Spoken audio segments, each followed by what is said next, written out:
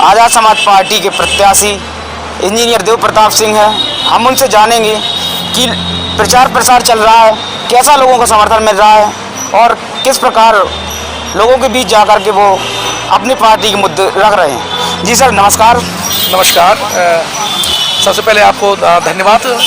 अधिकांश क्या है, जो बहुजन समाज के जो अम्बेडकरवादी है, संविधानवादी हैं, उन्हें मीडिया ब्लैकआउट करता है और आपने उसको ओपन करके रखा हुआ है। तो सबसे पहले आप बधाई की बात है कि लोकतंत्र का जो चौथा स्तंभ है उसका निर्वहन बखूबी कर रहे हैं। जी सर, मैं आपसे जानना चाहूँगा कि आपके जो राष्ट्रीय अध्यक्ष हैं उन्होंने सीधे ही सूबे की मुखिया योगी आदित्यनाथ जी को टक्कर दी है। उनके ही गढ़ में जा कर के कहा है, उनसे ही कहा है कि मैं आपसे सीधे सीधे लड़ना चाहता हूं और आप महोबा से प्रत्याशी हैं। किस प्रकार से लोगों के बीच जाकर के मुद्दे रख रहे हैं, कैसा आपको समर्थन मिल रहा है?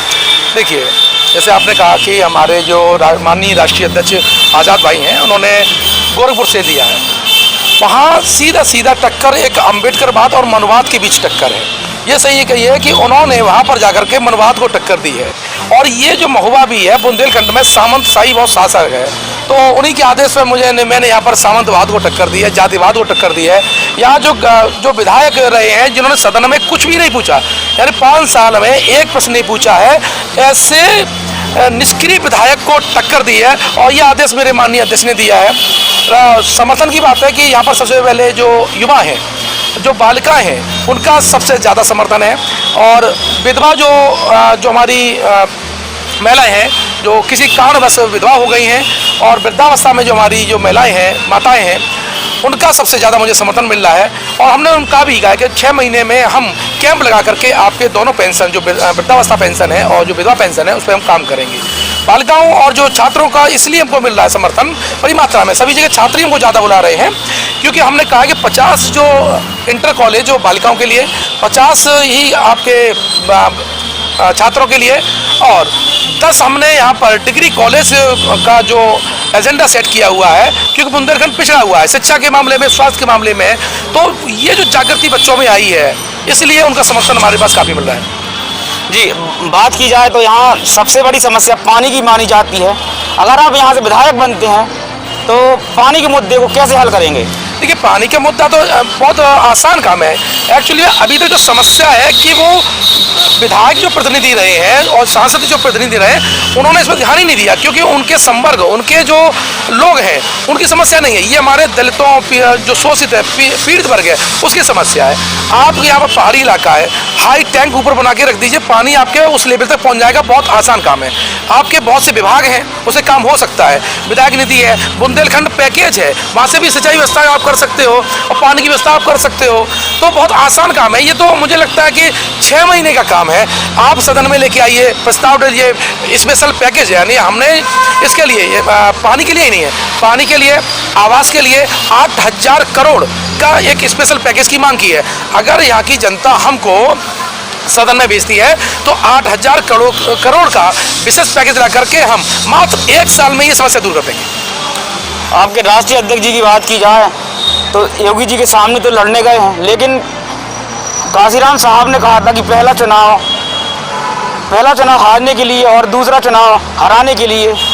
आप कितना मानते हैं? देखिए, जब साहब का जब राजनीति साहब हमको लोग सिखा रहे थे, तो उस वक्त हमारे प्रतिनिधि खड़े होने में डरते थे। अधिकांश बड़ी पार्टियों के चमचे खड़े होते थे। तो उस वक्त हमें ये जरूरत थी कि हम हारने के लिए पहला चुनाव लड़ते हैं। लेकिन आज का मानवर काशीराम के चेले इतने ताकतवर और इतने जानकार हो चुके हैं, लड़ने वाले हो चुके हैं, संघर्षशील हो चुके हैं कि अब हम पहला ही चुनाव हराने के लिए पैदा होते हैं, हम हराने के लिए ही जाते हैं।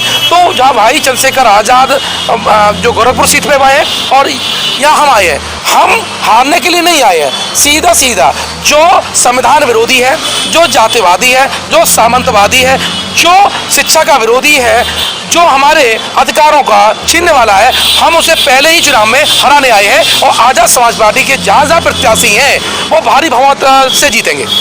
आप यहाँ अपना प्रतिद्वंदी किसे मानते हैं? यहाँ हमारा जो प्रतिद्वंदी है वो जातिवाद, सामंतवाद, मनुवाद, ये प्रतिद्वंदी है। वो लोग यहाँ प्रतिद्वंदी हैं जो यहाँ पर हमारे लोगों को 2 दर्जे का रखना चाहते हैं। तो एक सिस्टम है, हमारा मेन प्रतिद्वंदी मनुवाद है, पाखंडवाद है, सामंतवाद है। वर्तमान बीजेपी सरकार की बात की जाए तो केंद्र और राज्य दोनों में है, यहाँ आप कैसे उनके प्रत्याशी को हरा पाएंगे? बहुत आसान काम है, जनता को बताना है।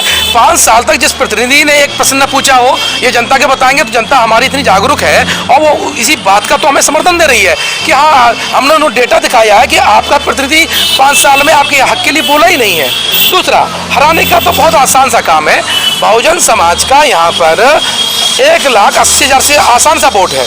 1,80,000 जितने समर्थन कर देंगे तो ये धुआं की तरह उड़ जाएंगे बिल्कुल। वर्तमान समय में सोशल मीडिया में तमाम वीडियो वायरल हो रहे हैं, बीजेपी प्रत्याशियों को, नेताओं को खदेड़ा जा रहा है। आप कितना मानते हैं कि क्यों खदेड़ा जा रहा है और क्या ये सही है या गलत है? देखिए, आज के टाइम में जनता इतनी जागरूक है तो वो जानती है कि इस प्रतिनिधि ने काम नहीं किया है, तो जब काम नहीं किया है तो खदेड़ रही है, तो वो तो जनता का राइट है ना। देखिए, आपकी 2 चीज़ें बहुत महत्वपूर्ण है, राइट और आपकी रेस्पॉन्सिबिलिटी। अधिकार जो मांगता है, अधिकार जो जानता है, वो दायित्व भी जानता है। आज जो खदेड़ रहे हैं ना, उन्हें दायित्व है उनका, वो अपना दायित्व को निभा रहे हैं। जब वोट दिया था 5 साल उन्होंने काम नहीं किया है तो वो अपना दायित्व निभा रहे हैं कि जो संवैधानिक अधिकार है कि तुम्हारा खदेड़ा होना चाहिए।